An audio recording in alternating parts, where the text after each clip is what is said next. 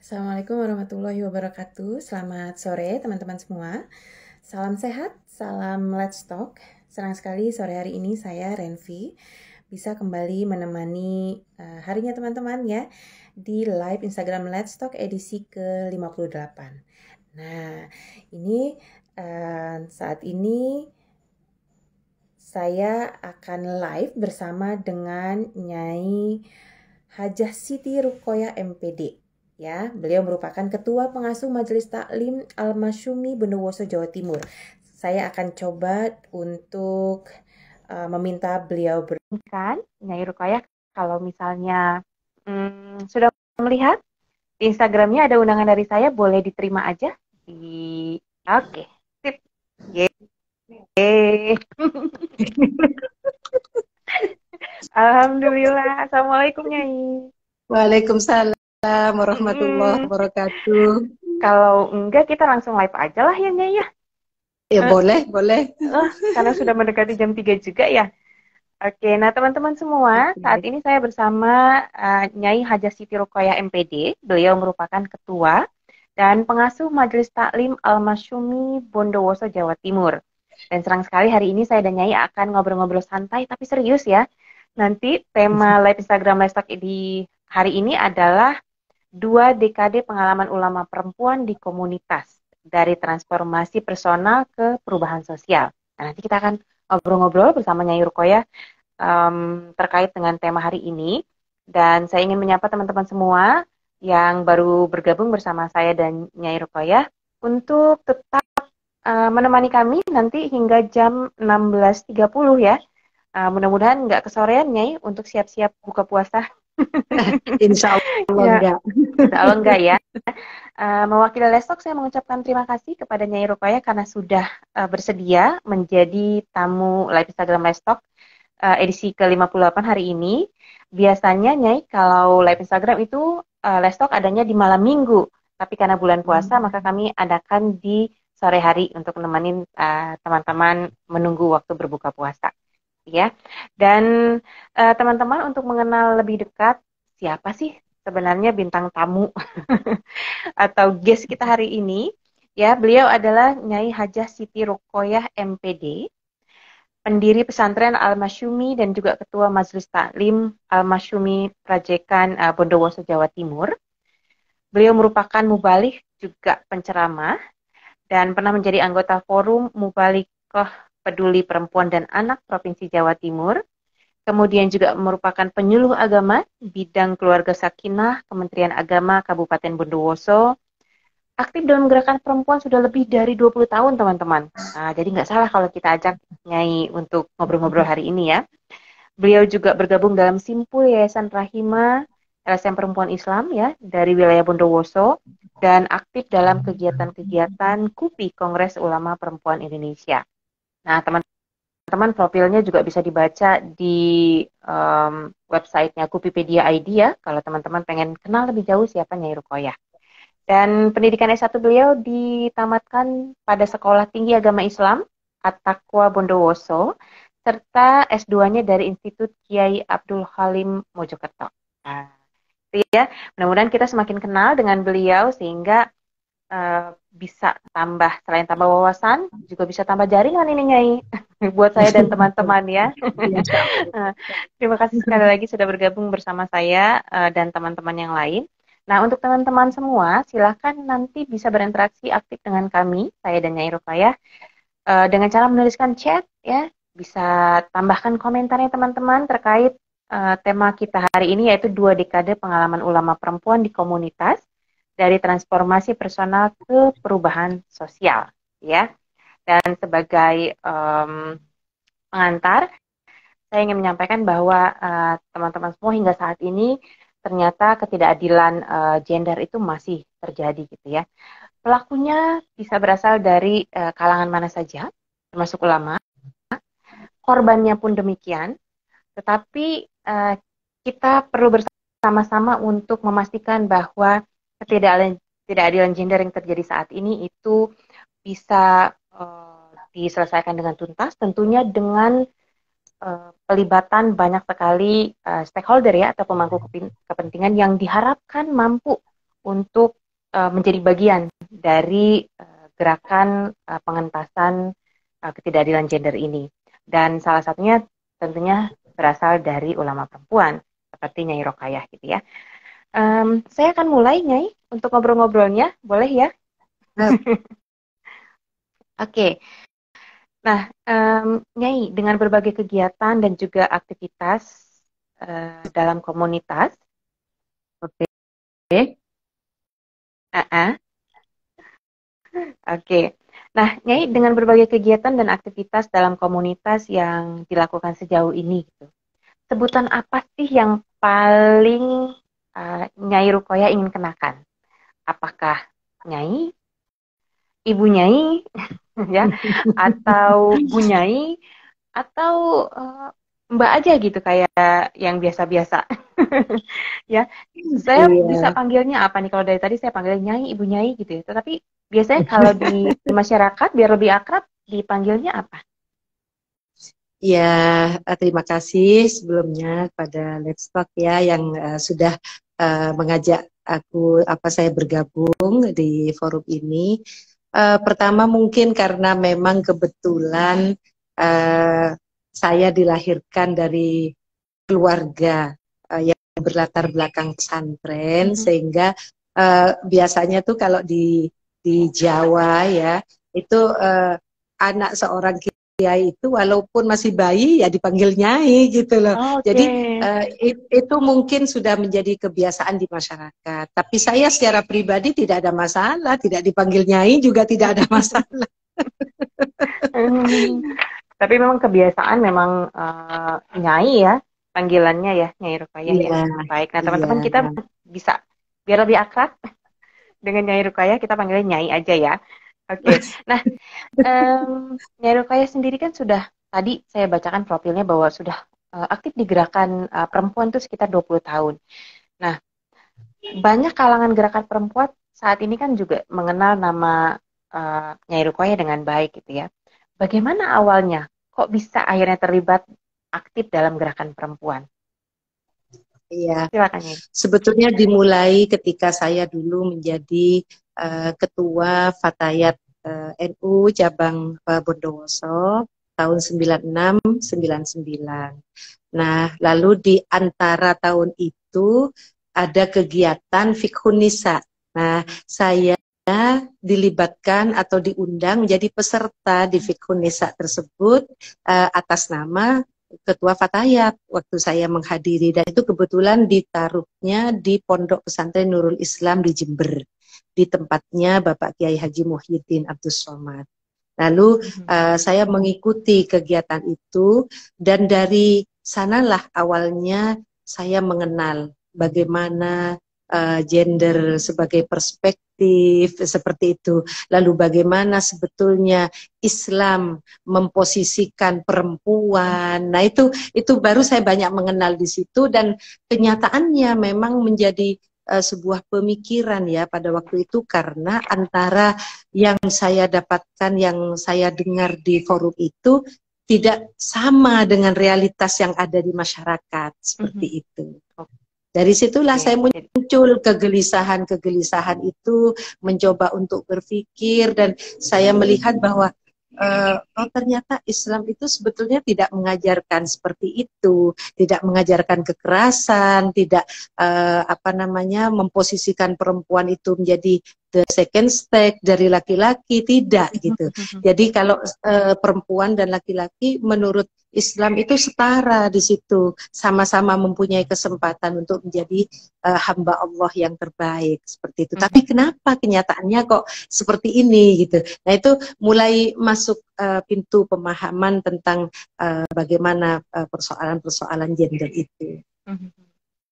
Jadi memang dari latar belakang ikut kegiatan tersebut, kemudian Nyai mendapatkan banyak pengetahuan baru, insight baru terkait dengan gender dan keadilan gender.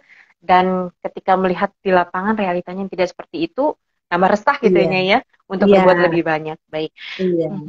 Nah, Nyai kan datang dari latar belakang keluarga pesantren tradisional yang selama ini kita tahu kebanyakan gitu ya, nggak semua gitu, tidak mengenal isu-isu perempuan atau isu gender gitu. Nah, bagaimana Nyai Ruqayyah mampu melewati semua hambatan dan juga tantangan, bahkan mungkin penolakan nih dari lingkup pesantren sendiri gitu. Apa saja kira-kira hambatan dan tantangan yang dihadapi dari dalam pesantren ketika Nyai Ruqayyah tuh di awal-awal uh, akhirnya mengikrarkan diri untuk aktif dalam gerakan perempuan?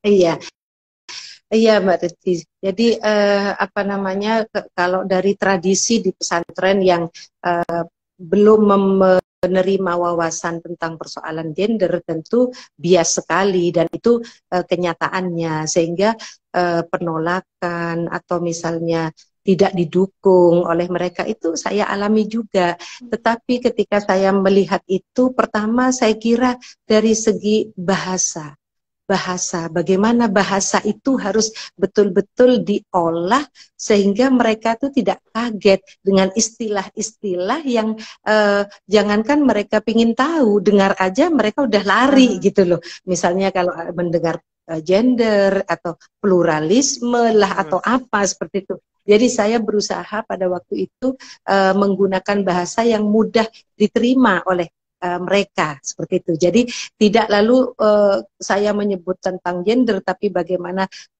kesetaraan antara laki-laki dan perempuan. Jadi saya pertama tidak menyebut dengan istilah gender itu gitu, karena kan mereka berpikir bahwa ini datangnya dari Barat lah dan segala macam seperti itu. Sehingga saya mencoba bagaimana sebetulnya Islam tuh. Jadi misalnya bagaimana cara menyampaikan ketika Rasulullah misalnya menghapuskan penguburan bayi perempuan hidup-hidup. Nah, muncul dari situ, tidak lalu membawa istilah gender itu di masyarakat.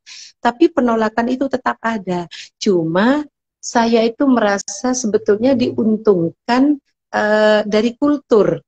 Karena kakek dan orang tua saya dianggap kiai dan gurunya orang banyak, sehingga saya mau bicara apa aja mereka sebenarnya tidak terlalu protes. Kalaupun protes mereka tidak terang-terangan seperti itu. Jadi itu yang membuat saya semakin semakin kuat untuk menyampaikan itu di tengah-tengah masyarakat dengan bahasa-bahasa dan istilah-istilah yang membuat mereka tidak berprasangka yang macam-macam seperti itu. Tapi selalu saya kaitkan bagaimana Rasulullah mengangkat harkat dan derajat perempuan itu seperti itu. Sama sebetulnya penolakan itu ada gitu, tapi mereka tidak terlalu ekstrim karena mungkin dianggap saya adalah anaknya gurunya, cucunya gurunya seperti itu. Jadi memang sampai sekarang pun itu terjadi ya Nyai? Apakah masih terjadi nih? Oh masih. Sebetulnya masih. Bentuknya apa kira-kiranya? Sebetulnya kalau sekarang dengan perubahan, kalau awal-awal itu tahun-tahun pertama masih ya, tapi akhirnya masyarakat itu pun menerima. Buktinya misalnya kan saya biasa diundang pengajian itu tidak hanya perempuan audiennya itu, jadi laki-laki dan perempuan secara umum. Lalu tiba-tiba ada acara yang itu walimatul urus, walimatul nikah yang itu laki-laki semua, tapi saya yang diundang untuk berceramah. Nah, ini kan kesempatan buat saya bagaimana saya bisa menyampaikan posisi suami dan istri dan pendengarnya itu adalah laki-laki gitu. Nah, itu rupanya juga bagian-bagian yang harus saya syukuri karena mereka memberikan ruang itu kepada saya seperti itu. Tapi kalau sekarang sudah semakin berjalannya waktu dan saya juga merasa tidak takut untuk menyampaikan ini karena tidak bertentangan dengan Islam seperti itu. Sehingga saya semakin kuat untuk menyampaikan itu dan apa yang sekiranya kepada mereka juga masuk di akalnya bahwa ini loh kalau misalnya perempuan itu dianggap makhluk yang lemah atau misalnya apalagi ada istilah atau hadis yang kadang-kadang tidak berpihak terhadap perempuan, misalnya bahwa perempuan itu kasyayatin, seperti setan. Lalu saya mencoba menjelaskan, kalau perempuan itu dianggap setan, berarti Anda tuh anaknya setan semua. Nah, itu yang seperti itu mencoba untuk disampaikan kepada masyarakat. Nah, itu rupanya ada masuk gitu, dipahami. Sehingga kalau sekarang tuh sudah anggaplah kalaupun misal misalnya ada penolakan tidak terang-terangan, tapi sudah lebih banyak yang bisa menerima. Seperti itu. Nah, kalau ada perubahan Nyai dari di awal-awal Nyai aktif menjadi aktivis gerakan perempuan yang berasal dari lingkup pesantren gitu ya, hingga sekarang katanya kan udah mulai banyak sekali perubahan. Kira-kira faktor apa yang mendorong perubahan-perubahan baik itu Nyai? Jadi misalnya kan karena saya kebetulan aktivitas lebih banyak di komunitas majelis taklim, jadi pengajian-pengajian misalnya. Di pengajian itu pun misalnya saya bersama seorang tokoh laki-laki yang tidak punya perspektif gender misalnya, artinya dia bias menyampaikan. Nah, kalau saya ceramah di bagian kedua, saya bisa tabayun, saya bisa menyampaikan klarifikasi. Tapi kalau saya ceramah di pertama, itu agak susah karena dia tidak bisa menjawab gitu ya.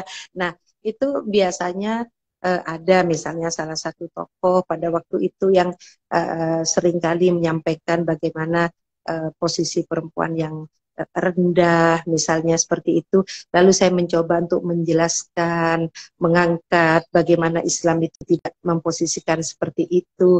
Nah, itu di masyarakat mulai menerima dan bahkan mulai tidak suka kepada tokoh yang seperti itu gitu. Itu kan ada perubahan-perubahan seperti itu. Jadi itu yang mungkin pertama saya lihat, dan tokoh itu pun sendiri akhirnya misalnya mendatangi saya, kenapa Nyai tadi menyampaikan seperti itu? Lah kan betul Kiai misalnya. Nah, seperti itu, tapi pada akhirnya itu diterima oleh beliau gitu. Itu mungkin perubahan yang ada. Pengajian tetap jalan, lalu justru tokoh-tokoh yang bias itu menjadi jarang untuk bersama dengan saya, minimal gitu di forum itu gitu. Seperti itu. Jadi memang sudah banyak juga ya perubahan-perubahan baik ya. Kalau dibandingkan dulu ketika Nyai Ruqayyah terjun menjadi aktivis perempuan hingga saat sekarang gitu ya. Nah, Nyai, kalau dari tadi saya bilang kan ulama perempuan, Nyai Ruqayyah adalah ulama perempuan. Terus ada yang namanya perempuan ulama. Mungkin teman-teman di sini masih bingung-bingung itu sama istilahnya ulama perempuan dan perempuan ulama itu apakah sama menunjuk satu orang yang sama atau sebenarnya definisinya berbeda itu, Mi? Iya, memang sih sebetulnya kalau ulama itu dari kata-kata ulama sendiri itu kan jamak balaghahnya alimun. Sebetulnya kan orang yang berpengetahuan, orang yang berilmu, orang yang berpendidikan. Tanpa ada kata-kata perempuan pun sebetulnya ulama itu laki-laki dan perempuan, bukan hanya laki-laki ulama itu. Siapapun yang mempunyai ilmu, kapasitas keilmuannya itu cukup, dia bisa disebut ulama. Tapi secara bahasa mungkin ulama itu dia punya spesialisasi keilmuan. Misalnya kalau orang paham, mengerti di bidang teknologi, misalnya dia berarti ulama di bidang teknologi, seperti itu.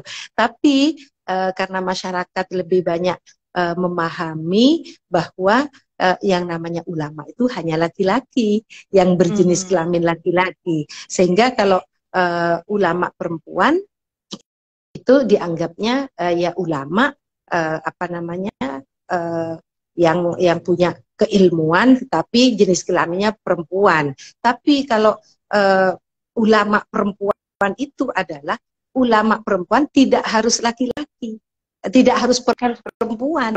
Jadi laki-laki pun tetapi dia punya perspektif gender, maka dia itu ulama perempuan. Makanya di KUPI itu ada Pak Kiai Hussein Muhammad, Kiai Fakih Abdul Qadir, walaupun jenis kelaminnya laki-laki beliau, tapi karena beliau memahami dan punya perspektif gender yang sudah bagus, maka beliau bisa dilibatkan di ulama perempuan. Seperti itu. Perempuan sendiri misalnya, tapi tidak punya perspektif perempuan, maka dia bukan ulama perempuan. Oke.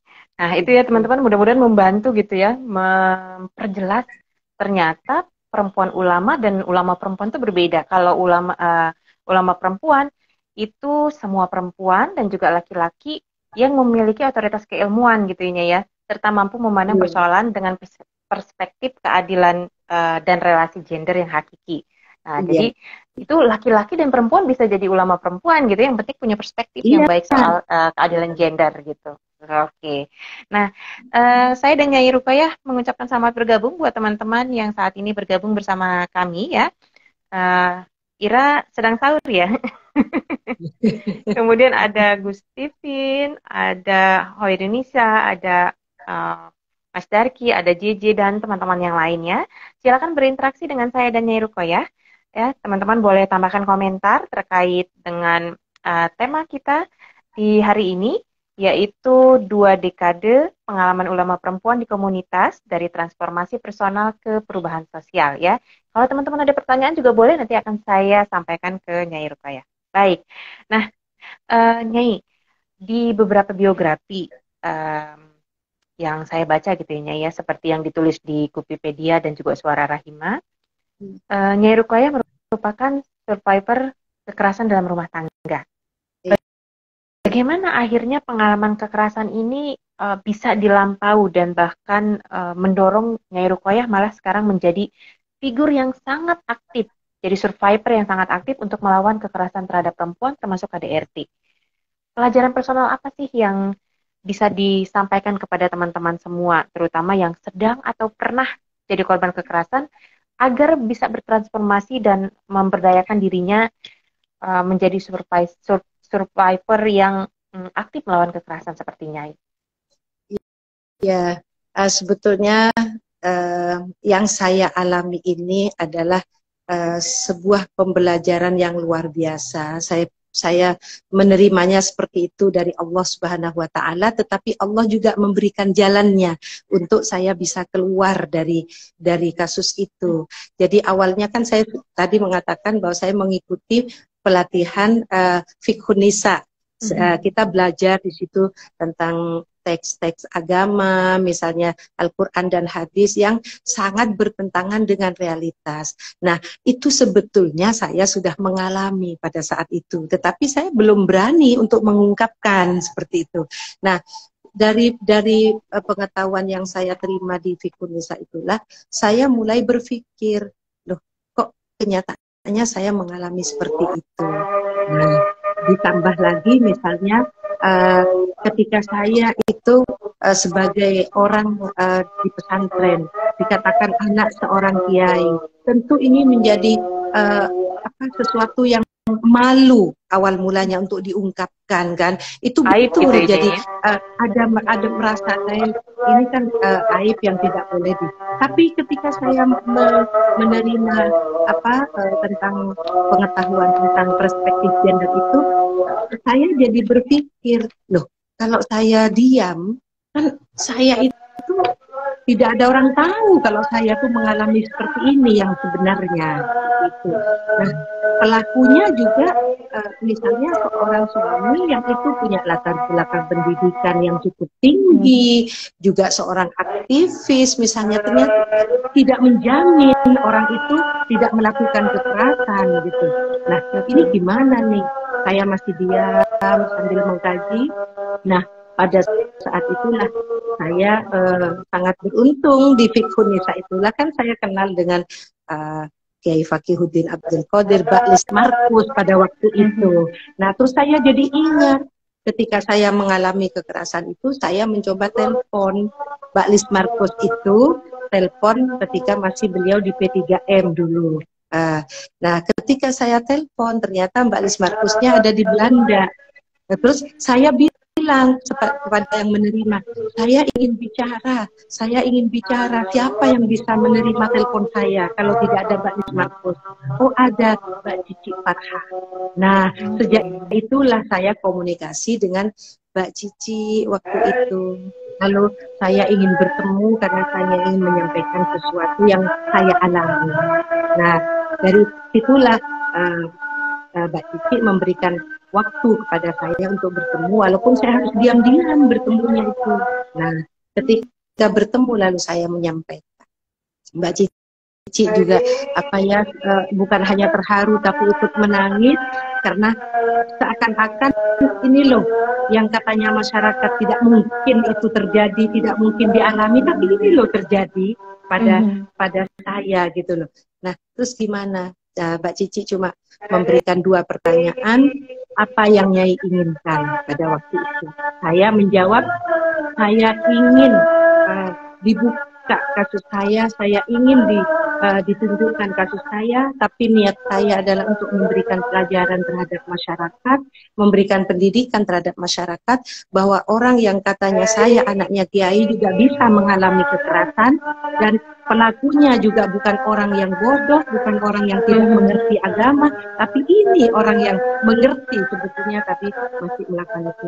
Oke, kalau Nyai memang keinginannya seperti itu, nanti kita bicarakan lagi dengan beberapa teman-teman yang konsisten di pemberdayaan atau apa namanya membela hak-hak perempuan seperti itu. Ya, nah dari situlah terus saya berusaha untuk menguatkan diri saya. Kenapa? Karena saya sudah lelah sebetulnya ketika saya bicara dengan Mbak itu sudah tahun ke-6 saya mengalami kekerasan, tapi saya tidak pernah bicara seperti itu. Jadi kok dari tahun ke tahun itu tidak ada perubahan, maka saya harus mengambil keputusan nih seperti itu.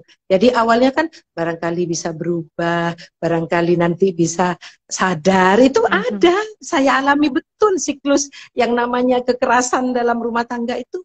Ternyata seperti itu, nanti dia minta maaf, nanti kambuh lagi, seperti itu. Lah, kalau terus-terusan begini, saya bagaimana? Bukankah saya berhak untuk hidup bahagia, saya berhak untuk tidak disakiti? Itu yang saya tanamkan pada diri saya waktu itu. Nah, dari Mbak Cici dan beberapa teman-teman, ada apa namanya, Akaliana Mitra, ada LBH Apik pada waktu, dan pada waktu itu jadi termasuk Wan Amal Hayati yang diketuai oleh Bu Nyai Sinta Nuria. Itu semua bergabung untuk membantu kasus saya, karena kebetulan pelaku itu adalah anggota DPR RI yang sangat tidak mudah, karena kalau misalnya diproses secara hukum harus ada tanda tangan presiden dan segala macam pada waktu itu. Jadi dari situlah saya tetap menguatkan diri saya harus keluar dari kasus yang menimpa saya, dan saya harus berusaha untuk kuat. Dan dari situlah saya terima kasih, bersyukur pada Allah dikenalkan dengan teman-teman aktivis perempuan yang membantu saya sampai betul-betul kasus saya selesai. Ya, Nyai, terima kasih sudah berbagi bersama kami di sini ya, bahwa seperti saya sampaikan tadi di depan, bahwa siapapun bisa berpotensi jadi pelaku, dan juga siapapun bisa berpotensi jadi korban. Jadi teman-teman, seperti pengalaman Nyai Ruqayyah tadi, sudah saatnya kita juga menguatkan diri kita, memberdayakan diri kita untuk lebih aware terhadap kekerasan, yang indikasi kekerasan yang terjadi di sekitar kita, termasuk yang kita alami gitu ya Nyai, karena nggak mudah untuk menjadi seorang Nyai Ruqayyah saat ini, yang dengan, kalau menurut saya luar biasa Nyai, menceritakan kembali, karena biasanya men-trigger kita untuk jadi sedih lagi gitu ya, jadi mengingat kembali, tapi kemudian mampu berbagi bersama kami bahwa tindak kekerasan terhadap perempuan itu harus dilawan dan tidak boleh dibiarkan gitu. Nah, ini akan berhubungan dengan pertanyaan saya selanjutnya Nyai. Banyak perempuan yang jadi korban kekerasan, khususnya KDRT, itu memilih diam. Seperti Nyai tadi, setelah mengalaminya 6 tahun baru kemudian akhirnya oke, ini saat yang tepat buat saya bicara gitu, buat saya meminta pertolongan, mendapatkan bantuan gitu. Nah, karena sebabnya mungkin karena khawatir kalau mereka speak up atau melaporkan pengalaman ini, kemudian mereka jadi cemoohan dan gunjingan di komunitasnya, di masyarakatnya ya. Nah, kalau menurut Nyai Ruqayyah sendiri, apa yang kemudian akhirnya mampu membuat Nyai untuk ya memutuskan bersuara, dan bagaimana sih cara mengatasi dan melawan cemoohan dan gunjingan masyarakat gitu? Apalagi ya posisi Nyai Ruqayyah juga suaminya tokoh ya, kemudian Nyai Ruqayyah sendiri juga dikenal banyak orang sebagai tokoh di Jawa Timur gitu. Tentunya tidak mudah menurut saya ya untuk kemudian menjalani hari-hari setelah Nyai speak up melaporkan tindak kekerasan yang terjadi. Ya, Pertama, tentu harus ditanamkan keyakinan dulu dalam diri bahwa kita sebagai seorang perempuan itu tidak berhak untuk disakiti dan kita tidak berhak untuk diperlakukan dengan tidak baik. Itu pertama, bahwa agama juga secara sosial di masyarakat kita tidak berhak untuk diperlakukan seperti itu. Itu pertama, kita pahami dulu bahwa yang kita lakukan itu tidak salah gitu. Dan ketika kita melakukan speak up, menyampaikan, itu bukan mengumbar aib. Bagaimana kita bisa mendapatkan solusi? Bagaimana kita mendapatkan pertolongan kalau kita diam? Kan tidak akan ada orang yang tahu pada persoalan kita. Nah, dari situlah itu harus ditanamkan dulu bahwa apa yang kita sampaikan bukan aib, tapi ini adalah sesuatu yang harus diluruskan pada masyarakat, harus dirubah pandangan masyarakat bahwa laki-laki itu tidak boleh semena-mena melakukan kekerasan terhadap perempuan. Itu. Tapi kalau kita misalnya juga sebagai hamba yang beragama, tentunya agama apapun, terutama agama Islam, ya kita harus yakin bahwa Allah itu akan menolong kita dikala kita itu ada di posisi didolimi. Kita tidak melakukan pendoliman kepada suami, justru saya sebagai istri yang didolimi, maka saya yakin Allah akan membantu saya seperti itu. Itu yang saya tanamkan dalam diri saya. Dan yang kedua, dengan dihadirkan teman-teman yang membantu. Saya kira persoalan seperti yang saya alami tidak mungkin akan dihadapi sendiri. Karena apa?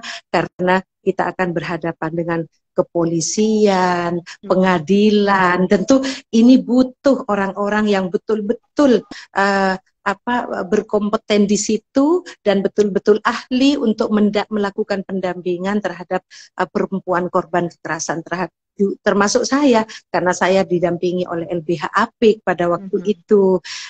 Jadi ada orang-orang yang betul-betul pas untuk mendampingi kasus saya, dan ini sangat membantu saya itu bisa keluar dan bisa bersama gitu di dalam menyelesaikan masalah ini. Tentu sehingga penting sekali kita mengetahui siapa saja, kelompok mana saja yang peduli terhadap persoalan-persoalan perempuan itu, sehingga kita bisa menyampaikan dan minta bantuan kepada mereka, karena memang tidak mungkin bisa diatasi sendirian, itu tidak mungkin, memang berat sekali rasanya seperti itu.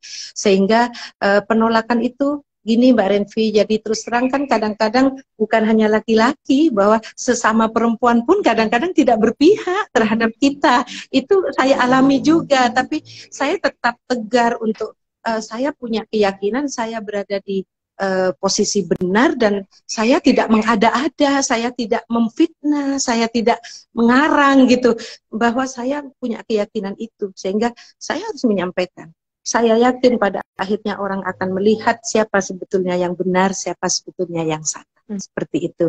Itu yang saya lakukan, dan dari pengalaman itulah saya menjadi semakin kuat untuk membantu, paling tidak mendengarkan perempuan yang mengalami kekerasan, lalu mencarikan solusi. Itu saya lakukan sejak dari 20 tahun yang lalu. Pada 5 tahun setelah kejadian itu saya terus melakukan, dan saya menjadi konselor gratis bagi perempuan-perempuan. Jadi walaupun tengah malam mereka telepon gitu ya, kita layani. Dan ketika misalnya dia mengalami kekerasan, saya berkaca pada pengalaman diri sendiri, bagaimana menguatkan korbannya, lalu bagaimana caranya supaya ada paling tidak aspek jera lah terhadap suaminya. Misalnya ketika ada perempuan yang datang dengan lebam-lebam karena dipukul oleh suaminya, langsung saya berinisiatif untuk difoto misalnya. Nah itu karena kan dulu kan kita nggak bisa kalau tidak ada visum. Nah itu kan juga persoalan tuh, sementara kita mau visum itu keluar dari rumah aja nggak bisa gitu. Nah itu kan persoalan tersendiri. Jadi saya menjadi ingat pada diri sendiri, oh saya foto dulu gitu. Jadi ketika dia menyampaikan terus datang bersama suaminya, langsung saya tunjukkan, ini loh buktinya, kalau ini saya laporkan ke polisi, Anda bisa dihukum. Nah itu juga berhasil juga untuk merubah, dan dia sudah berangsur-angsur tidak melakukan kekerasan terhadap istrinya. Ya, ya. Jadi itu ada salah satu upaya gitu ya untuk bagaimana sih kita Iya. mengumpulkan bukti kekerasan yang sudah dialami, salah satunya dengan memfoto, kemudian juga menghubungi teman-teman yang memang memiliki kapasitas dan juga apa namanya kompeten di bidang pelayanan terhadap hak hak korban kekerasan gitu ya. Nah, eh, Nyai, selain yang sudah disampaikan tadi, eh, apa saja sih yang sudah dilakukan oleh Nyai Rukoyah eh, untuk upaya-upaya mencegah dan juga melawan kekerasan, terutama di lingkungan pesantren dan masyarakat Muslim? Ya, tentu sesuai dengan aktivitas saya, misalnya di majelis taklim, di pengajian, saya sudah mulai ceramah-ceramah saya itu diselipkan wawasan-wawasan tentang perspektif gender itu. Jadi termasuk di majelis taklim yang saya apa namanya, yang saya kelola, yang saya layani itu ada misalnya tidak hanya monolog, tidak hanya mendengarkan, tapi saya mencoba untuk memberikan ruang tanya jawab dan mereka mulai terbuka dengan apa yang mereka alami. Jadi yang awalnya tidak berani atau tidak ada yang mendengarkan seperti itu. Nah, saya mencoba menawarkan dimulai dengan satu kasus misalnya, atau ada istri yang dipukul oleh suaminya misalnya. Ini bagaimana? Apakah di sini ibu-ibu ada yang diperlakukan seperti itu misalnya? Nah, itu awalnya kan takut tuh untuk mengaku, tapi lama-lama oh, kalau seperti ini. Jadi saya sudah mulai di ceramah-ceramah saya sudah, dan itu mungkin salah satunya termasuk menyampaikan di radio-radio misalnya. Saya mencoba untuk menyelipkan, memberikan wawasan perspektif gender itu kepada masyarakat seperti itu. Memang ada sih yang berkomentar menolak, atau mungkin ada seorang tokoh yang tersinggung seperti itu, tapi seperti yang saya katakan tidak berani, bahkan saya tetap aja jalan, tidak diberhentikan gitu. Tapi ada teman saya yang misalnya berbicara tentang gender itu, lalu dia sudah nggak boleh siaran lagi di radio, tapi saya masih diberi kesempatan. Sehingga dari situlah saya berpikir bahwa oh, bahasa itu harus saya perbaiki supaya sedikit demi sedikit masuk, tapi tidak ada pihak yang sangat ketara tersinggungnya, sehingga saya menyampaikan itu tidak konfrontatif kepada tokoh-tokoh itu seperti itu. Jadi memang menggunakan bahasa-bahasa yang sangat dipilih gitu ya untuk meyakinkan orang-orang tentang isu atau pengetahuan keadilan gender yang dibawa melalui ceramah-ceramahnya Nyai Ruqayyah ya. Oke. Karena sangat sensitif kan Mbak Rinfi, betul, sensitif sekali karena ya, pada waktu itu kan banyak sekali pelaku-pelaku yang ada di komunitas mereka gitu kan, walaupun di dalam pesantren mereka banyak yang melakukan juga seperti itu kan. Sangat berbeda sekarang kan, orang semakin berani untuk menyampaikan, tapi kalau dulu pada zaman saya itu sangat takut untuk menyampaikan kasus, dan ya teman-teman bilang bahwa ini termasuk keberanian yang luar biasa gitu. Kenapa? Karena ini menyangkut sebuah komunitas yang itu dianggap sakral oleh orang dan sangat tidak mungkin terjadi seperti itu. Baik, Nyai. Kemudian saya ingin menyapa teman-teman selamat bergabung yang baru bergabung. Nah, ini ada Mbak Wiwin. Mbak Wiwin, selamat sore dari Gesi Unu Jogja. Salam untuk Bu Nyai Ruqayyah katanya. Saya selamat bergabung Mbak Wiwin ya. Dan teman-teman yang lain silahkan kalau ada pertanyaan untuk Nyai Ruqayyah bisa menambahkan komentarnya ya di kolom komen. Nanti saya bisa sampaikan ke Nyai Ruqayyah.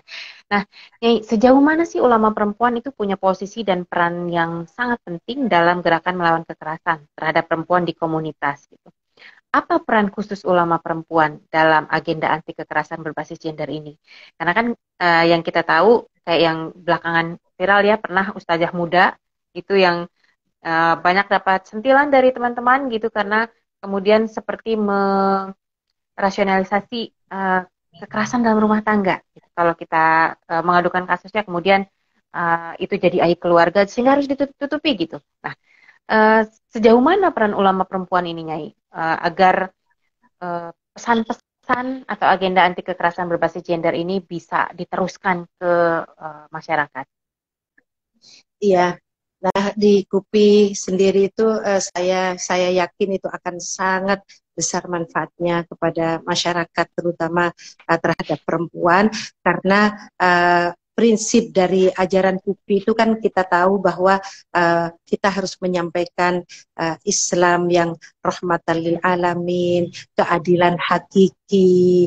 Jadi termasuk yang Mas Fakih ini ya, mubadalah. Jadi itu kan itu saya kira itu sangat tidak bertentangan, bahkan sangat sangat pas gitu untuk menyampaikan kepada masyarakat bahwa ajaran Islam itu harus gitu, harus dengan rahmah, dengan kasih sayang, dengan keadilan hakiki, tidak ada apa namanya perbedaan antara laki-laki dan perempuan. Lalu juga misalnya mubadalah, ada kesalingan, sehingga bukan hanya laki-laki yang harus bahagia, suami yang bahagia, tapi istri juga harus bahagia. Nah, itu sangat-sangat membantu sekali dan sangat diharapkan oleh masyarakat.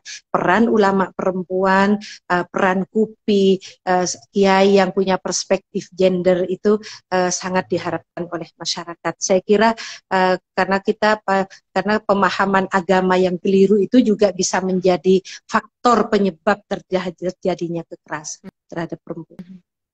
Jadi memang peran ulama perempuan ini sangat sangat penting dan juga sangat strategis ya, Nyai, untuk terlibat dalam gerakan anti kekerasan terhadap perempuan. Nah, Nyai kan saat ini aktif di KUPI, di Rahima, dan juga kegiatan-kegiatan keulamaan perempuan tadi, yang tentu saja banyak menyuarakan isu perempuan dan isu gender, anti perkawinan anak, anti kekerasan seksual, dan lainnya gitu ya. Nah, tadi saya sempat mengingat juga bahwa menurut Nyai banyak sekali sudah perubahan-perubahan baik kok dibandingkan dulu ketika pertama kali terjun gitu di gerakan perempuan ya. Terutama bagaimana masyarakat kemudian sekarang ini sudah mulai menerima dengan baik pesan-pesan keadilan gender yang disampaikan gitu. Nah, tapi Nyai, apakah dalam aktivitas Nyai saat ini gitu masih ada ulama-ulama, terutama ulama laki-laki ini yang terus menomorduakan posisi perempuan, posisi ulama perempuan gitu. Bagaimana kemudian aktivitas Nyai Ruqayyah saat ini gitu memberi dampak pada dominasi keulamaan dalam Islam, khususnya di Bondowoso, Jawa Timur? Ya, sebetulnya masih ada. Kenapa? Karena jangankan menerima, pengakuan saja itu kan sangat sulit bahwa perempuan itu juga bisa disebut ulama, itu sulit sekali gitu. Apalagi diterima, diakui saja tidak gitu. Tetapi kan ini justru menjadi tantangan kita. Sebetulnya kalau dalam rangka mengakui sebagai ulama itu bukan berarti kita mengakui sebagai orang pinter atau apa, bukan di situ sebetulnya, tapi bahwa perempuan pun bisa menjadi ulama, perempuan pun punya banyak kesempatan untuk mencari ilmu dan mendapatkan ilmu pengetahuan seperti laki-laki ketika kesempatan itu diberikan. Itu sebetulnya, dan kita melakukan itu bukan untuk menyaingi laki-laki, tidak ada niatan kita seperti itu gitu. Nah, itu yang harus disampaikan juga kepada mereka bahwa saya seperti ini bukan untuk menyaingi Anda sebagai seorang kiai misalnya, tapi ini bagaimana masyarakat betul-betul memahami bahwa Islam itu tidak mengajarkan kekerasan, tidak mengajarkan seorang perempuan itu menjadi manusia kedua yang boleh disakiti dan segala macam. Dan saya kira saya juga oleh teman-teman terbantu. Misalnya kemarin saya mengisi di satu acara yang itu mengenai perkawinan anak, karena kebetulan di Bondowoso juga cukup tinggi ya nikah anak itu, karena juga ada dispensasi nikah kan seperti itu sekarang nih. Jadi mereka bahkan mau bayar berapapun yang penting dapat dispensasi nikah, itu masih ada. Nah itu juga disampaikan kemarin di forum itu. yang ikut terlibat di forum itu ustadzah, bunyai juga. Saya bertanya, ternyata betul karena juga ada tradisi yang sangat kuat di masyarakat bahwa anak perempuan itu tidak boleh lebih dari umur 15 lah. Kalau lebih dari itu dianggap perempuan tidak laku dan segala macam, itu masih menghantui pikiran mereka. Dan tradisi di desa, di daerah itu tunangan itu juga menjadi salah satu terjadinya nikah usia dini. Sehingga betul bahwa kita tidak menginginkan anak melahirkan anak. Jadi kalau anak di bawah usia 18 tahun menurut WHO lalu sudah dinikahkan, maka sebenarnya dia anak-anak yang akan melahirkan anak. Lebih baik orang yang dewasa yang sudah matang baru punya anak seperti itu. Jadi itu juga ada forum-forum yang seperti itu sangat sangat membantu kita untuk sosialisasi kepada masyarakat. Jadi banyak sekali persoalan nikah siri, poligami, nikah usia dini, banyak sebetulnya PR yang masih harus kita harus kita lalui. Tetapi insya Allah kalau misalnya saya mengatakan ada perubahan, ya tentu ada. Misalnya berani untuk berbicara, itu kan sudah lumayan berarti ada perubahan. Tapi kalau perubahan yang betul-betul merubah mindset, perspektif, memang kita mungkin tidak bisa bim salabim, mungkin ya, 2-3 generasi itu baru bisa dirasakan. Tapi tentu kalau tidak dimulai dari sekarang, kapan hasilnya, kan begitu Mbak Lenti? Ya, saya sepakat, Nyai. Nah, tadi Nyai sudah ceritakan bahwa banyak sekali persoalan-persoalan sosial yang terjadi di masyarakat yang jadi targetnya terutama Nyai Ruqayyah ya untuk dikampanyekan, seperti misalnya hak-hak perempuan, kekerasan terhadap perempuan, keadilan gender, perkawinan anak tadi ya. Tetapi apakah ulama perempuan itu perlu terlibat aktif dalam semua persoalan sosial dalam masyarakat ini? Ya, menurut saya tetap dibutuhkan, walaupun nanti kita sesuaikan dengan kemampuan kita masing-masing. Tetapi paling tidak kita menggandeng pihak-pihak yang bisa diajak untuk bersama. Misalnya kan kalau nikah usia dini itu kan kebetulan saya juga penyuluh agama di Bondowoso, kan mitra kita itu kan dengan KUA tuh. Nah, KUA kan yang tukang menikahkan tuh di situ. Jadi kita bisa mewarnai, paling tidak ketika kita datang berpiket di kantor itu, lalu ada orang yang mau mendaftar, mau menikah, kita tanya, usia berapa sih mbaknya ini misalnya. Nah, lalu kita kasih juga kepada Bapak Kepala KUA-nya bahwa harus betul-betul jeli ini usia berapa, seperti itu. Karena kan juga ada juga misalnya umur yang dimanipulasi ya. Jadi itu kan juga ada berangkat misalnya dari KTP dan segala macam itu kan. Jadi persoalan itu sangat kompleks sekali. Tapi menurut saya ulama perempuan itu seharusnya bisa ikut mendampingi dan ikut melihat apa persoalan sosial di masyarakat yang sedang terjadi. Tentu daerah satu dengan daerah lain mungkin tidak sama, tetapi bahwa ini menjadi persoalan kita bersama, bukan hanya persoalan daerah itu, bukan hanya persoalan laki-laki, bukan hanya persoalan pemerintah, tapi ini adalah persoalan kita bersama. Baik, terima kasih Nyai. Ini ada Mbak Wiwin. Mbak Wiwin menuliskan bahwa sebenarnya basis teologi anti kekerasan terhadap perempuan itu sudah jelas ya, baik dari sisi teks dan sunnah Nabi. Mungkin sekarang bagaimana basis ini diperkuat sosialisasinya.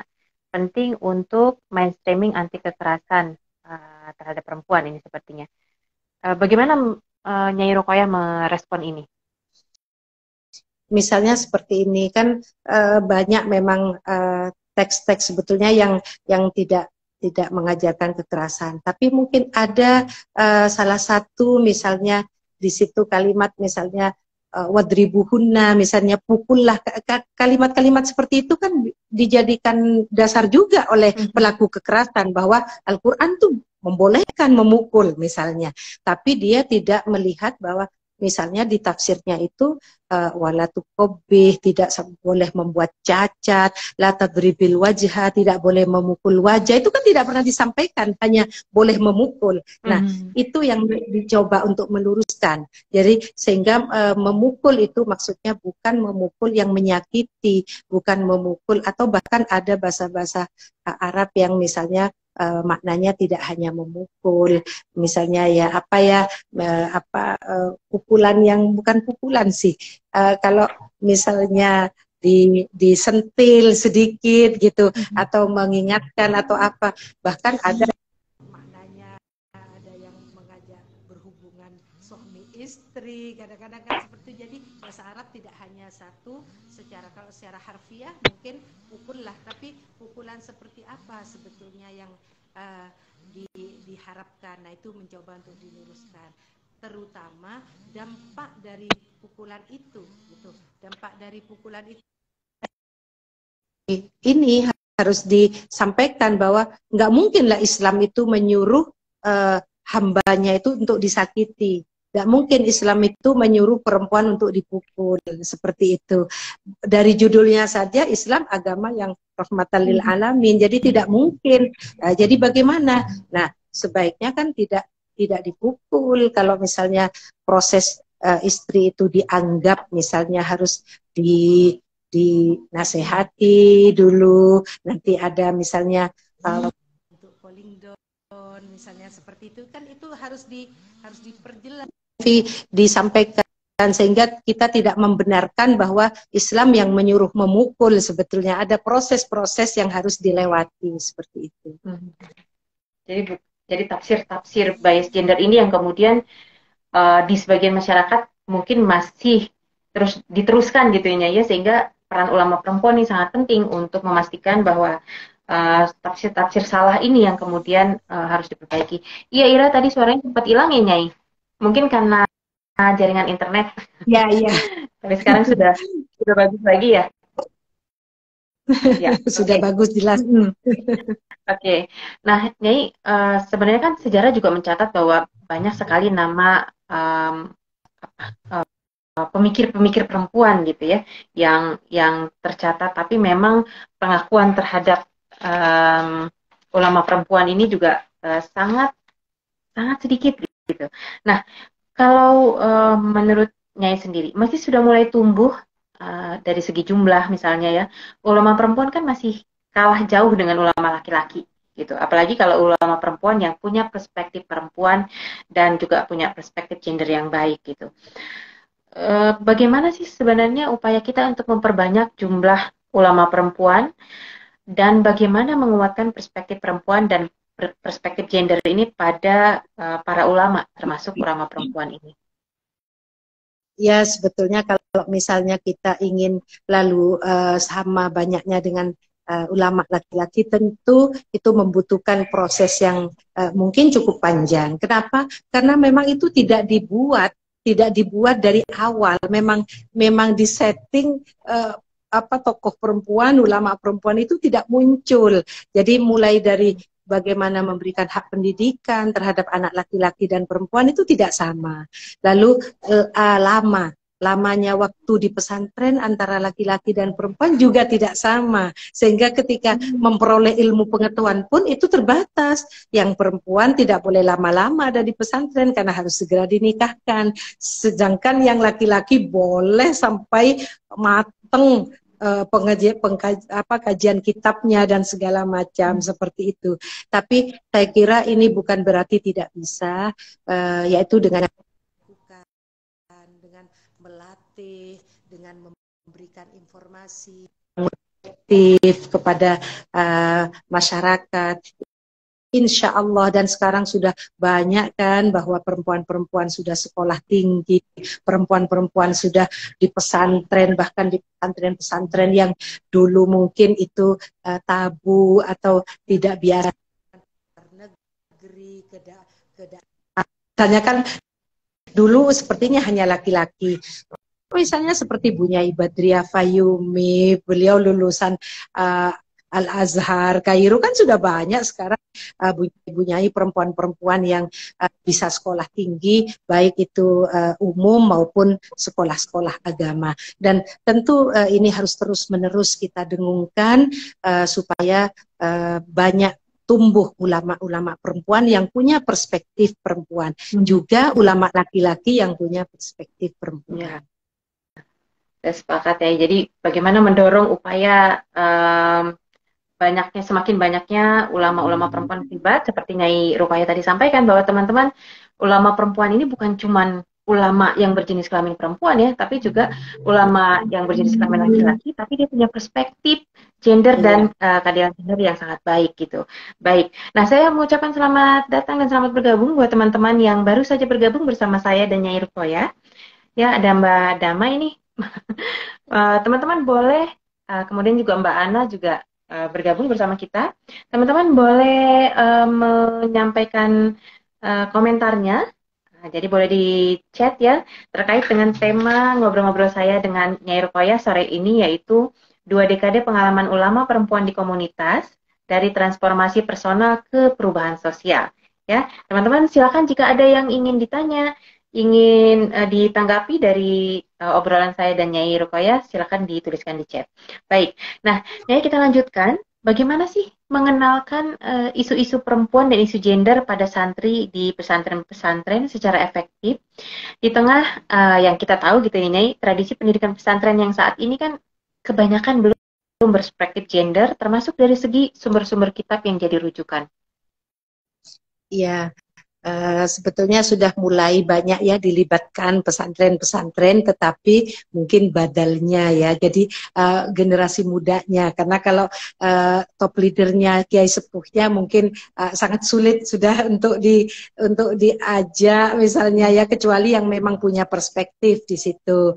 Nah, sehingga sekarang sudah kita misalnya Rahima juga itu sudah banyak melibatkan pesantren-pesantren, bunyai-bunyai mudanya yang untuk ikut misalnya pelatihan-pelatihan tentang Islam dan hak-hak perempuan, misalnya seperti itu. Sehingga itu memang harus dilakukan. Kalau tidak, ya karena kan pesantren itu kan sebuah institusi tempat yang tidak semua orang bisa masuk ke dalam itu gitu. Nah, dan tentu juga tidak mungkin bisa merubah apa yang sudah ada di dalam pesantren itu. Tetapi melalui badal-badal kiai dan nyai itu mereka mempunyai perspektif gender, sudah mulai itu. Jadi teksnya, kitabnya sebenarnya tidak harus berubah, tapi interpretasinya, jadi pemahamannya itu yang dirubah kepada santri, bahwa anak perempuan itu misalnya ketika mempunyai hak untuk menolak kalau dijodohkan misalnya, dan itu tidak dianggap durhaka terhadap orang tua, itu kan harus disampaikan gitu, sehingga paling tidak kan kalau kita yang orang yang agamis itu kan salah satu faktor yang kuat tertanam itu kan takut dosa. Jadi, nah itu sebetulnya kalau berbuat seperti ini nanti dosa.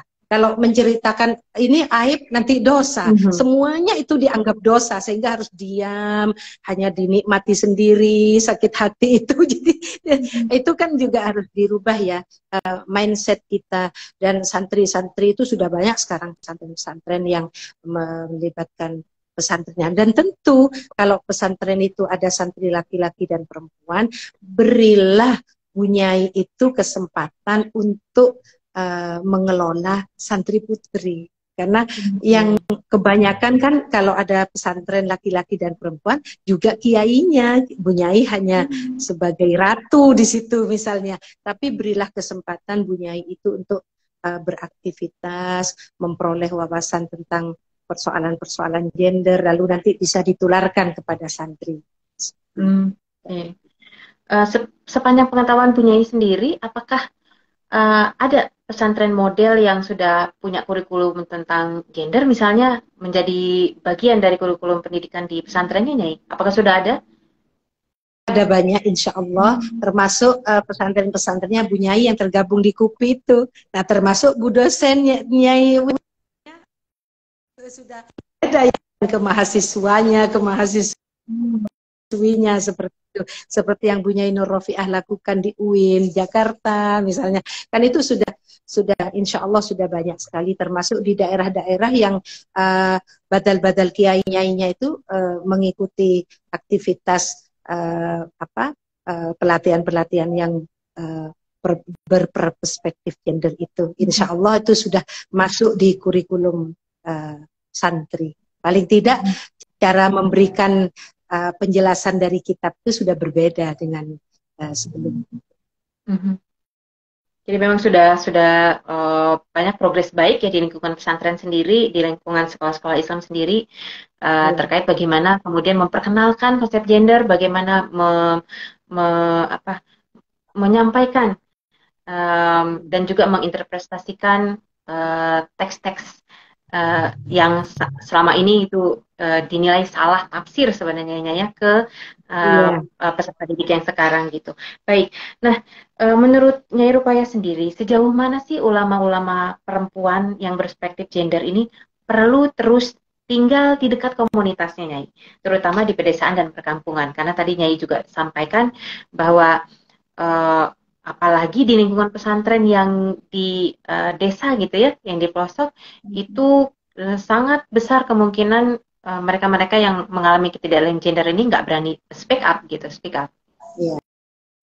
Ya, saya ingat Bu Nyai Badriah itu kan mengatakan, kan beliau sebagai ketua Majelis Musyawarah KUPI ya.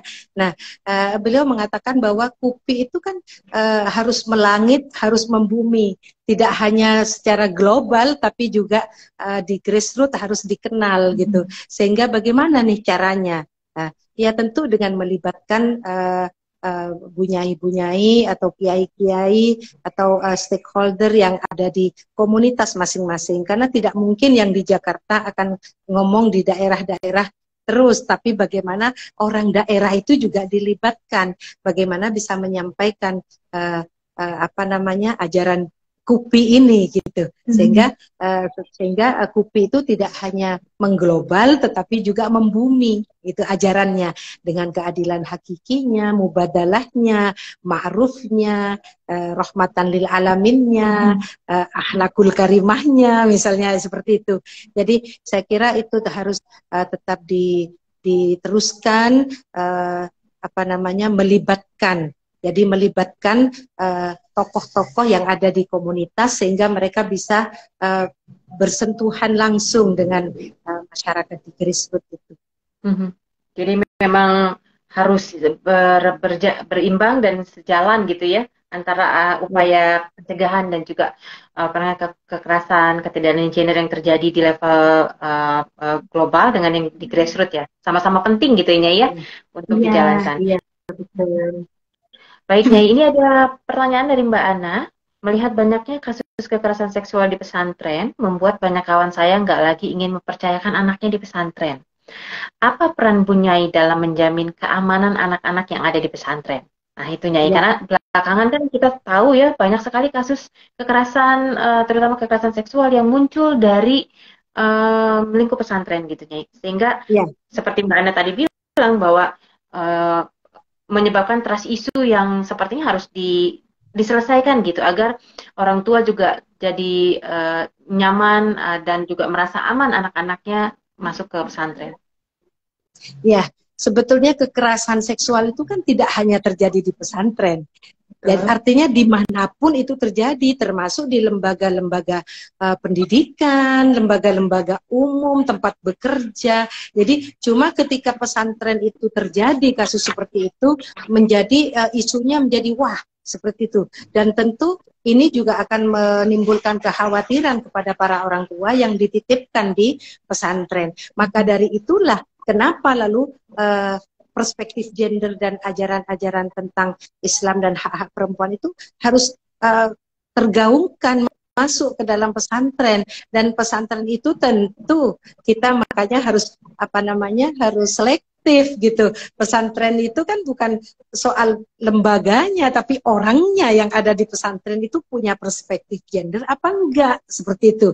Jadi bukan hanya soal pesantrennya tapi tokoh yang ada di dalam itu, manakala tokoh yang ada di dalam pesantren itu sudah tidak punya perspektif gender, maka dia akan memperbolehkan, menghalalkan perbuatan-perbuatan yang itu sebetulnya tidak dibolehkan di dalam agama. Tetapi karena mindsetnya sudah tidak punya perspektif seperti itu, sehingga itu dilakukan. Kita lihat kalau pesantren-pesantren yang betul-betul kiainya, bunyainya memahami betul tentang agama yang rahmatan lil alamin ini, saya kira tidak ada kejadian seperti itu. Tapi pesantren-pesantren yang mungkin baru, terus tokohnya juga baru, kita tidak tahu dari mana asalnya, cuma karena ada kemampuan dari biaya atau misalnya punya orang-orang yang bisa mendirikan pesantren, tetapi dia tidak merubah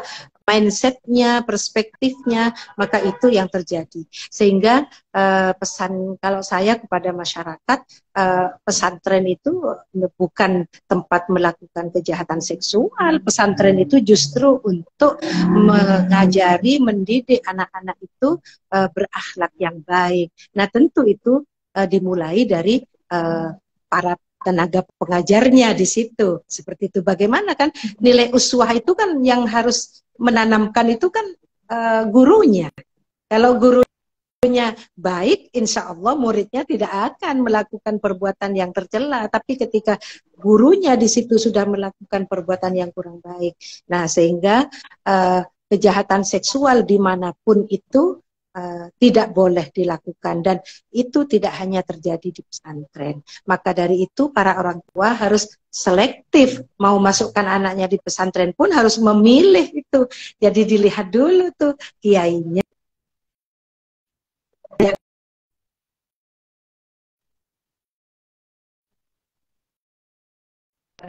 Fasilitasnya yang bagus, bukan hanya itu, tapi bagaimana di dalam pesantren itu diajarkan nilai-nilai Islam yang betul-betul rahmatan lil alamin dan jauh dari nilai-nilai kekerasan, termasuk kejahatan seksual. Karena kejahatan seksual itu, kekerasan seksual itu tidak dibenarkan dilakukan oleh siapapun, termasuk oleh orang pesantren. Ya, Nyai. Jadi memang peran Bunyai juga sangat penting gitu ya untuk menjamin keamanan anak-anak di pesantren dengan memiliki bunyai-bunyai yang memiliki perspektif yang sangat baik tentang gender, tentang kekerasan terhadap perempuan dan anak dan lainnya gitu. Tetapi saya mau melanjutkan pertanyaan Mbak Ana tadi, Bunyai, karena saya sempat juga membantu salah satu kawan-kawan di sini untuk membuat SOP penanganan, pencegahan dan juga penanganan kasus kekerasan yang ada di pesantren, Bunyai. Menurut Bunyai sendiri, sejauh mana SOP pencegahan dan penanganan kasus kekerasan di lingkup pesantren itu dibutuhkan? Karena seperti kita tahu, tadi juga Bunyai sampaikan bahwa biasanya lingkungan pesantren itu kan eksklusif. Ada yang ketika kita memasukkan anak ke dalam pesantren gitu, ada yang 3 bulan, 6 bulan nggak boleh kontak dengan orang tua. Ada yang seperti itu, Bunyai, sehingga terkesan sangat tertutup gitu, sehingga orang tua juga dengan banyaknya kejadian-kejadian yang terjadi, kekerasan seksual terutama yang terjadi di lingkungan pesantren itu kan membuat orang tua juga jadi semakin takut. Nah, apakah diperlukan, apakah sudah sangat perlu untuk membuat standar operasional prosedur misalnya untuk pelaporan kasusnya di lingkup pesantren, untuk penanganannya, dan bagaimana itu kemudian bisa dimiliki oleh pesantren-pesantren yang ada di seluruh Indonesia ini? Ya, saya kira sangat dibutuhkan.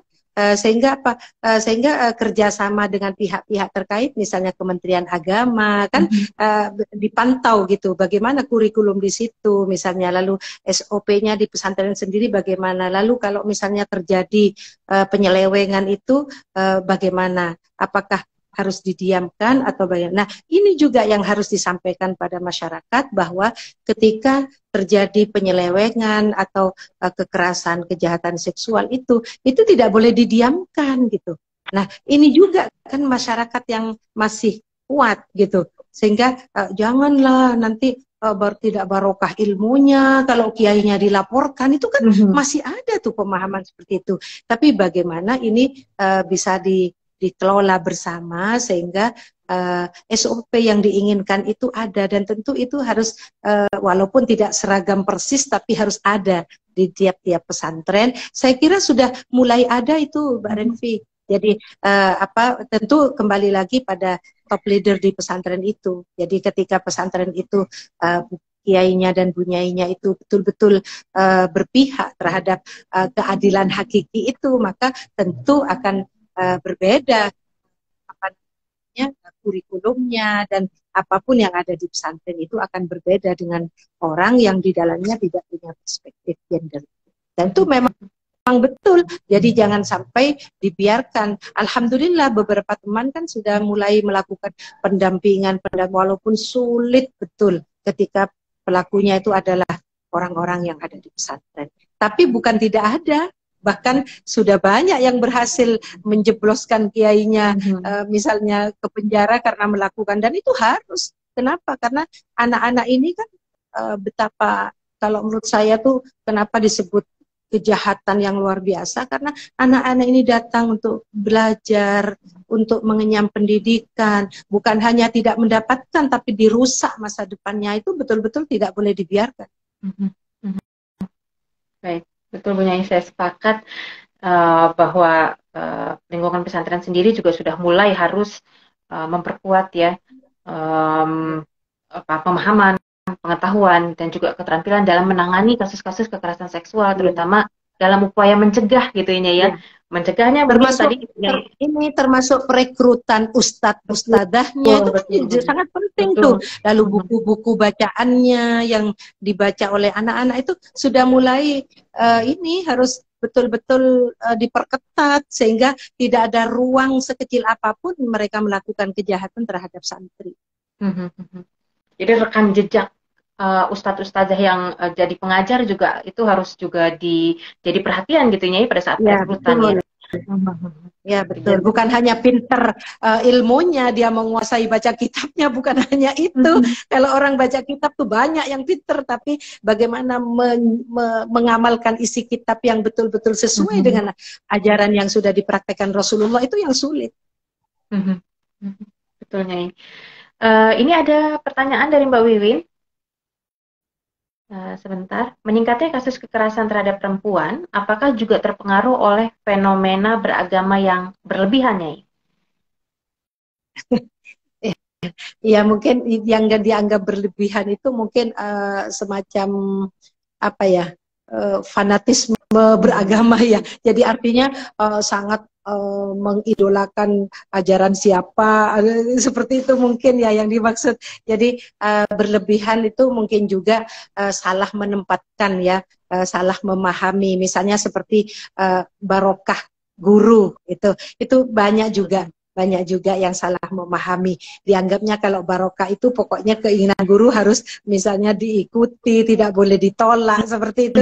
Itu saya kira itu juga harus diluruskan pada masyarakat. Saya kira ada pengaruhnya juga, manakala misalnya kan ada pendapat seorang tokoh misalnya yang menganggap poligami itu boleh. Mungkin ketika dia mengikuti ajaran tokoh tersebut, maka dia mempunyai dasar bahwa itu loh kiai itu boleh gitu misalnya. Mungkin itu juga ya salah satunya. Jadi tetap diluruskan kepada masyarakat, diberi pemahaman yang intinya kalau misalnya ajaran itu menimbulkan sesuatu yang tidak nyaman terhadap perempuan atau menghilangkan hak-hak perempuan, itu sudah tidak benar. Karena Rasulullah itu kan justru berjuang untuk menghilangkan segala bentuk penindasan, kekerasan, tapi ini kok umatnya justru yang melanggengkan itu. Itu kan jadi pertanyaan besar. Sebetulnya ini ikut siapa? Apakah kita ikut tokoh itu atau ikut Rasulullah sebetulnya, kan seperti itu. Ya. Jadi memang sesuatu yang berlebihan juga nggak baik ya, Nyai? Ya, saya kira nggak baik tuh, Pak. Jadi kita kalau misalnya ngefan itu jangan berlebihan. Nanti semuanya diikuti ya, meskipun salah juga diikuti karena sangat senangnya, sangat cintanya pada tokoh itu sampai-sampai tidak bisa melihat dengan jernih apakah itu melanggar justru kepada ajaran agama itu sendiri. Karena kayak sekarang kan banyak fenomena atau konsep hijrah yang menurut saya juga jadi berlebihan gitu. Ketika misalnya seseorang mendeklar dirinya bahwa dia hijrah, terus yang kawannya belum, jadi jadi bertentangan gitu, Nyai. Padahal dan sama-sama pemahaman tentang hijrahnya juga belum tentu benar. Jadi dikiranya hanya dari yang tidak pakai jilbab menjadi pakai jilbab itu sudah disebut hijrah. Oke. Yang menarik ini ya teman-teman, semakin sore semakin seru ini obrolan saya dan Nyai Ruko ya. Teman-teman yang ingin menuliskan komen, pertanyaan dan juga komentarnya boleh ya, silakan dituliskan. Saya kembali nih Nyai, saat ini kan kita hidup dalam dunia teknologi informasi internet yang memudahkan kita untuk interaksi dan mengakses banyak sekali pengetahuan dan informasi. Bagaimana para ulama perempuan, termasuk Nyai Ruqayyah sendiri, itu memanfaatkan internet untuk perubahan sosial? Ya, itu juga sebetulnya menjadi tantangan kita ya. Jadi dunia digital ini betul-betul kita harus selektif ya di sosial media. Jadi berita-berita itu tidak bisa ditelan mentah-mentah oleh kita. Kita tetap harus memperhatikan siapa yang berbicara, isinya itu apa. Seperti itu. Jadi kita pun juga tidak mungkin tidak masuk pada dunia itu. Jadi misalnya kalau kita nanti nggak masuk di dunia itu dikira ketinggalan lah, dikira kita masih menjadi umat di zaman old. Jadi dikira kita tidak mau pada teknologi. Jadi kita manfaatkan bagaimana teknologi itu menjadi media untuk menyampaikan sesuatu yang memang itu menjadi prinsip dari ajaran kita yang sebenarnya. Ajaran KUPI misalnya kita menyampaikan bagaimana tentang mubadalah, keadilan hakiki dan lain-lain, sehingga kita juga menyampaikan kepada masyarakat, termasuk di tempat-tempat pengajian, majelis taklim yang saya kelola itu juga bagaimana kita tidak seenaknya sembarangan membuka bahkan mengikuti, tapi mencerna dulu. Tapi kalau sudah ada kalimat-kalimat yang itu tidak sesuai dengan ajaran Islam itu sendiri, sudah harus dihentikan tuh, nggak usah dibuka, nggak usah didengarkan. Seperti itu juga penting untuk disampaikan karena kan pengaruh itu luar biasa ya Mbak Revi. Jadi berita-berita hoax itu masyarakat tidak semua paham apakah itu berita hoax, apakah itu benar, itu tidak semua. Mungkin yang berpendidikan atau yang mengerti tentang itu oke lah, tapi masyarakat awam yang hanya mampu beli HP Android lalu dia tidak mengerti sebetulnya bahwa itu ajaran-ajaran yang justru menjerumuskan, menyesatkan misalnya. Kita tetap gunakan teknologi itu untuk bisa paling tidak mengimbangi informasi yang tidak baik itu di masyarakat.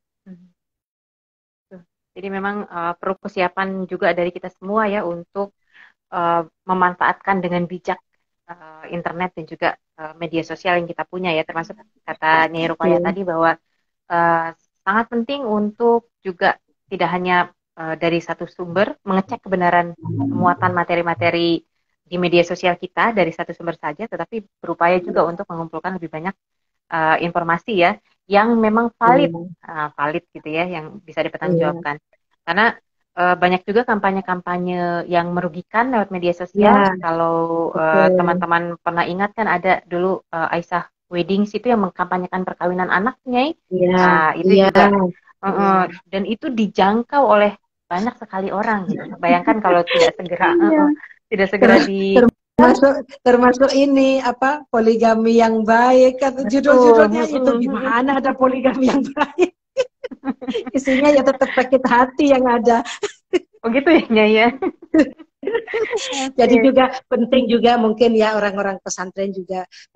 Saya juga termasuk, sebetulnya saya juga gaptek juga Mbak Renvi. Jadi memang harus belajar nih terus-menerus gitu loh. Jadi saya kira bisa lah, semua itu bisa kalau kita mau belajar, insya Allah bisa. Tapi bagaimana kita juga menyampaikan kepada komunitas kita bahwa tidak semua yang ada di sosial media itu baik dan bisa ditiru, itu juga penting seperti itu. Baik, Nyai. Dan kalau sekarang kita lihat perkembangan gerakan perempuan dalam masyarakat Muslim beberapa tahun terakhir, Nyai, seperti lahirnya KUPI, itu kan semakin banyak ulama-ulama perempuan yang kemudian muncul dan terlibat di gerakan perempuan. Gitu. Nah, sejauh mana Nyai Ruqayyah merasa optimis dengan gerakan perjuangan para ulama perempuan ini, dan apakah ada hal-hal yang membuat kita tetap pesimis gitu, meski perubahan dan perkembangan yang ada sekarang ini kan semakin positif, semakin baik? Tetap harus optimis, Mbak Renvi. Bagaimanapun kita harus optimis gitu. Betul, jadi sambil lalu belajar dan belajar terus, dan saya kira yang terlibat dan yang harus dilibatkan di KUPI ini kan sebetulnya beliau-beliau itu sudah sangat mumpuni pengetahuannya. Tinggal bagaimana kalau misalnya belum terbangun perspektif itu, lalu kita kenalkan dengan ajaran yang punya perspektif keadilan terhadap laki-laki dan perempuan. Jadi sebetulnya dasarnya kan sudah ada. Beliau-beliau itu kan sudah mengaji, sekolah, berpendidikan tinggi, tinggal karena perspektif itu tidak bisa kan langsung kita dapatkan. Memang harus dibangun, dan prosesnya itu kita harus sabar seperti itu.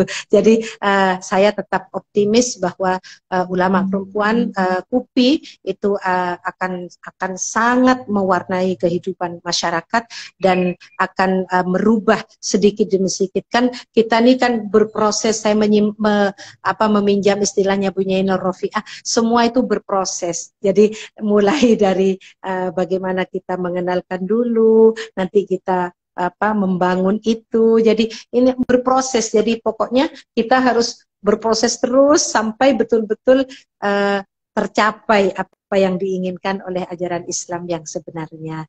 Pesimis itu tetap ada. Pesimisnya itu mungkin tidak banyak orang yang concern di bidang ini gitu loh. Jadi itu yang saya agak pesimisnya, itu kan tidak semua orang tertarik dengan persoalan-persoalan perempuan. Nah ini kan juga persoalan. Karena apa? Karena perempuan sendiri sudah enggan, itu kan menjadi persoalan tersendiri nih.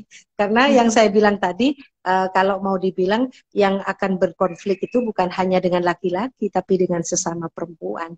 Nah itu juga yang mungkin salah satu yang membuat kita pesimis, tapi masih lebih besar optimisnya, insya Allah. Ya. Insya Allah.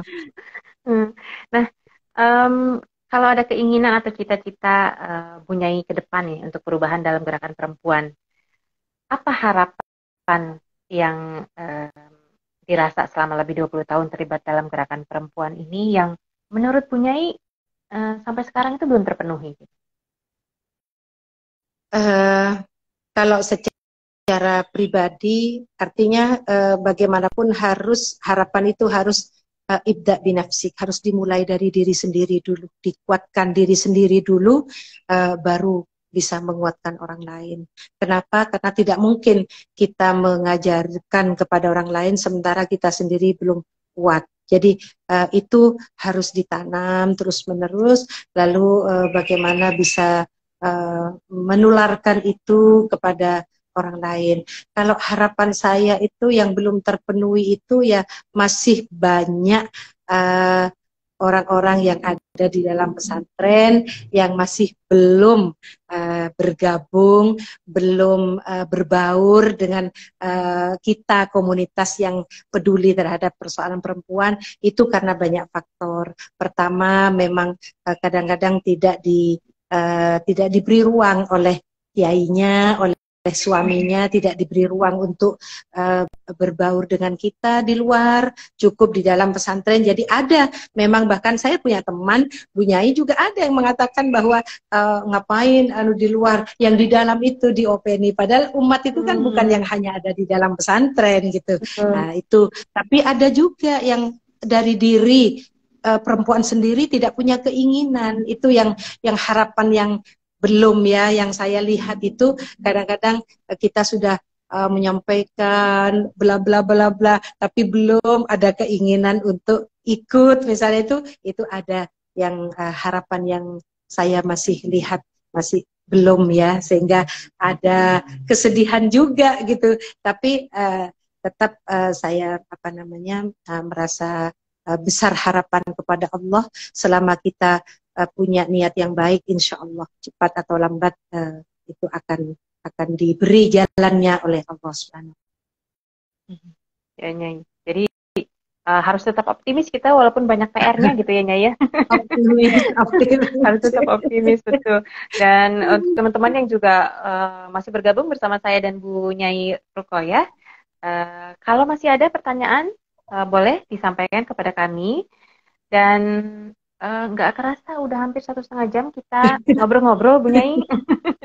Mudah-mudahan nggak menyita waktunya Bu Nyai ya untuk mempersiapkan Tidak, bukaan sudah baca puasa disiapkan ini. Oh, sudah. udah ya.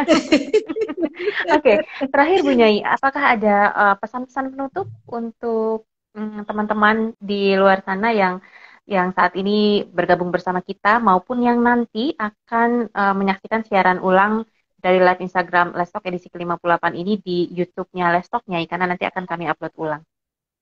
Ya, saya hanya ingin menyampaikan bahwa alladzina jahadu fina lanahdiyannahum subulana. Kalau kita berkuat bersikukuh untuk apa namanya berjuang di jalan Allah, maka Allah yang akan memberikan jalannya nanti.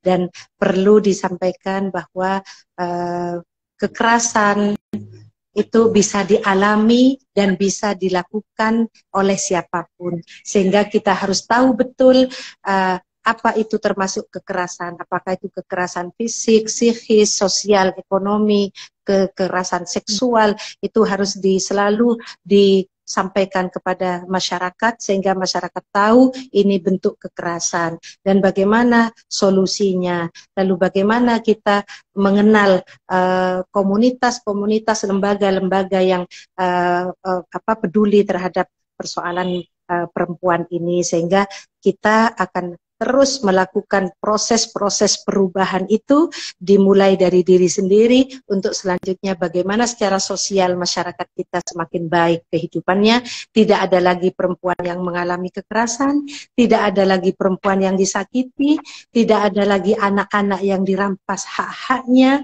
tidak ada lagi kejahatan-kejahatan yang dialami oleh laki-laki maupun perempuan. Dan insya Allah proses itu tidak akan pernah berhenti sampai kiamat, akan terus kita lakukan. Begitu Mbak Renzi.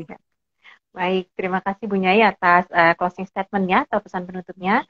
Meski PR kita masih banyak teman-teman untuk memastikan bahwa ketidakadilan gender ini tidak lagi terjadi, tapi seperti kata Bu Nyai tadi bahwa kita harus tetap optimis, harus tetap berpegangan tangan, menyatukan semua sumber daya yang kita miliki untuk bersama-sama mencegah kekerasan gender yang terjadi dan juga ketidakadilan gender yang terjadi di sekitar kita, termasuk di lingkup pesantren, gitu ya.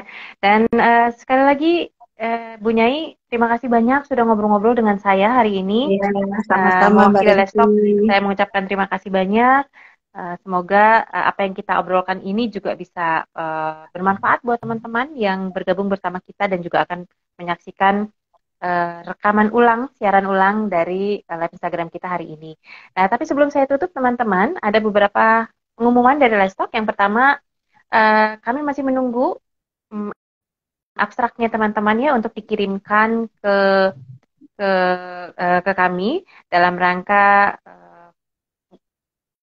konferensi Kartini yang diselenggarakan oleh Lestok bekerja sama dengan teman-teman yang lain. Dan deadline untuk pengiriman abstraknya ditunggu sampai tanggal 30 April ya. Nanti untuk lebih lengkapnya teman-teman bisa cek ke media sosialnya kami. Kemudian jangan lupa untuk ikut serta dalam live Instagram Lestok spesial event di hari Selasa 18 April 2023. Ini dalam edisi spesial Ramadan dan merayakan Hari Kartini 2023. Di jam 15.30 sampai dengan 17 waktu Indonesia bagian Barat, kerjasama Lestok dengan kawan-kawan dari Direktorat GESI Universitas Nahdlatul Ulama Yogyakarta.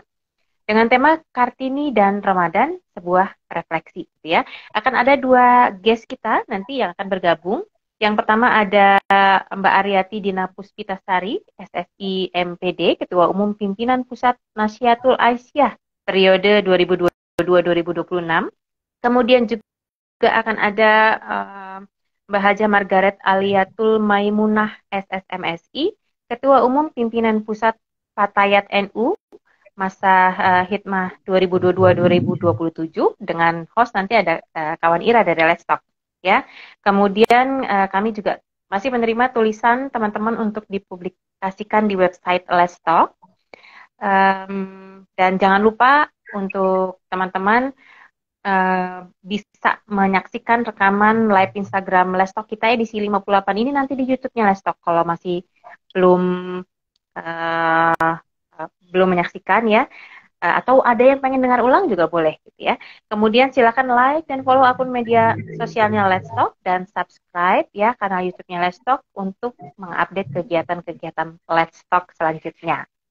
Nah, terima kasih sekali lagi Bu Nyai Rukoyah untuk kesempatan ngobrol-ngobrolnya sore hari ini dan juga untuk teman-teman yang sudah berpartisipasi dan bergabung bersama kami. Ini ada catatan dari Mbak Wiwi nih, matur nuwun Bu Nyai Rukoyah, sehat-sehat selalu katanya ya. Dan juga buat teman-teman semua, sehat-sehat selalu. Yang menunggu waktu berbuka puasa, silahkan kembali beraktivitas untuk mempersiapkan waktu berbuka puasanya. Dan sekali lagi, Bu Nyai sehat-sehat selalu, salam untuk keluarga di rumah, dan semakin semangat, terus semangat untuk mengawal setiap kasus-kasus ketidakadilan gender yang terjadi di sekitar Bu Nyai dan juga di Indonesia pada umumnya. Terima kasih Bu Nyai sekali lagi. Terima kasih ya Mbak Renvi dan Lestok semuanya. Terima kasih. Terima kasih. Senang sekali kami bisa kedatangan Bu Nyai di live Instagram Lestok hari ini. Baik teman-teman semua, saya tutup ya. Wassalamualaikum warahmatullahi wabarakatuh. Salam dari Lampung. Mudah-mudahan semuanya sehat dan selamat menunggu waktu berbuka puasa. Salam semuanya, salam sehat, salam Lestok. Waalaikumsalam Bu Nyai, terima kasih.